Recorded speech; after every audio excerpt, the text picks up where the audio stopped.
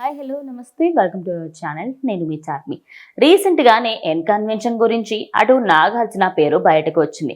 దాని తర్వాత మళ్ళీ కొండా సురేఖ చేసిన వ్యాఖ్యలలో కూడా అక్కినేని ఫ్యామిలీ మళ్ళీ బయటకు వచ్చింది అనుకోవచ్చు.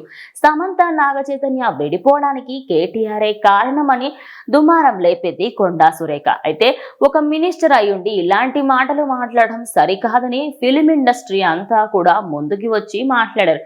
ఇదే విషయానికి సంబంధించి మనం చూసుకుంటే కొండా సురేఖ చేసిన వ్యాఖ్యలకు సంబంధించి తాను క్షమాపణ చెప్పమన్నప్పుడు కూడా నేను క్షమాపణ చెప్పను అని, అదే విధంగా నాకు సారీ అనే విధంగా చెప్పకుండా నేను కావాలని అనలేదని కొంచెం క్షమాపణ విధంగానే చెప్పింది. కానీ ఇండైరెక్ట్ గా కొంచెం కేటీఆర్ కి యాంటీగానే ఉన్నాను అనే విధంగా అయితే చెప్పింది. సరే, ఇక్కడి వరకు బాగానే ఉంది. అయితే ఎప్పుడైతే ఇటు నాగార్జున తన పైన డిఫేమేషన్ కేసు వేశారో, అటు మనకి సంబంధించి మన పరువు నష్టం అయినప్పుడు పరువు నష్టం దావా కేసు కింద అయితే నాగార్జున కొండా సురేఖ పైన కేసు వేయడం జరిగింది. ఇక ఈ కేసుకి సంబంధించి కొండా సురేఖకి అడగ్గా నేను దీని గురించి మాట్లాడదలుచుకోవట్లేదు, నేను ఆల్రెడీ దానికి సంబంధించి ముందు జరిగిన దానికి క్షమాపణ చెప్పాను, నేను అసలు ఏదైతే దాని గురించి మాట్లాడుతానో నేను దీని గురించి అయితే మాట్లాడదలుచుకోవట్లేదు అని చెప్పేసి మీడియా ముఖంగా అయితే చెప్పింది.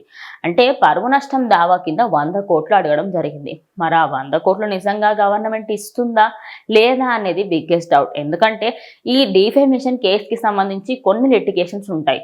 మరి అవన్నిటినీ ఫుల్ఫిల్ చేస్తేనే ఆ పరువు నష్టం దావా కేసుకి సంబంధించి మనీ అయితే బ్యాక్ వస్తాయి.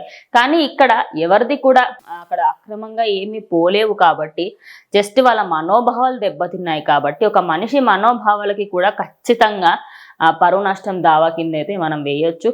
కానీ నేనైతే దాని గురించి పట్టించుకోదలుచుకోవట్లేదు. నేను దాని మీద ఆల్రెడీ క్లారిటీ ఇచ్చేసాను. నేను ఏం మనీ ఇవ్వను, నేను ఏం చెయ్యను అనే విధంగా కొండా సురేఖ అయితే మాట్లాడుతుంది. మరి ఇది గవర్నమెంట్ దృష్టికి వెళ్ళిన తర్వాత అప్పర్ హ్యాండ్లో ఎవరైతే ఉన్నారో రేవంత్ రెడ్డి కానివ్వండి, లేకపోతే రాహుల్ గాంధీ కానివ్వండి, సోనియా గాంధీ, ఎవరైనా ఎలా రియాక్ట్ అవుతారో ఏంటనేది వెయిట్ చేసి చూడాలి.